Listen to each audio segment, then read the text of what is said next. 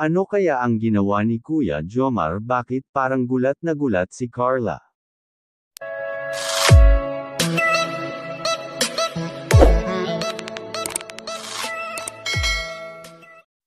Sa episode natin ngayong araw ay pag-usapan po natin ang mga kaganapan sa latest serye ng Jump Car, na kung saan ay ginulat ni Kuya Jomar si Carla sa kanyang ginawa na kung saan ay pagkatapos ng dalagang uminom ng buko juice ay binigyan agad nito ang binata at agad naman ito kinuha ng binata at sabay sip-sip sa straw ng buko juice.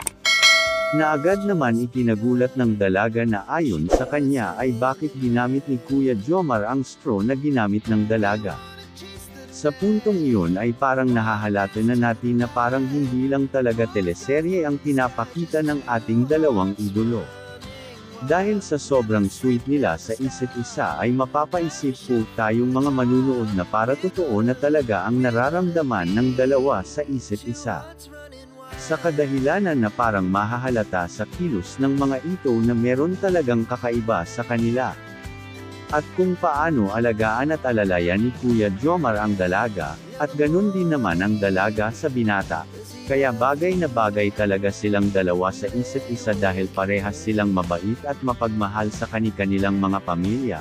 O mga kalingap, kinilig ba kayo sa ginawa ni Kuya Jomar na kung saan ay nag-share sila ni Carla sa isang straw ng buko juice? Please comment down below at pag-uusapan natin yan sa susunod na video.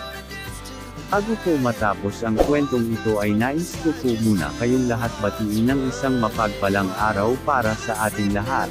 At kung bago lang po kayo sa aking channel ay hiling ko po sana na huwag niyong kalimutan mag-like at mag-subscribe. Salamat po, and also don't forget to subscribe Calling Up Rab, Kuya Jomar Vlogs at ang ama ng Calling Up Val Santos Matubang.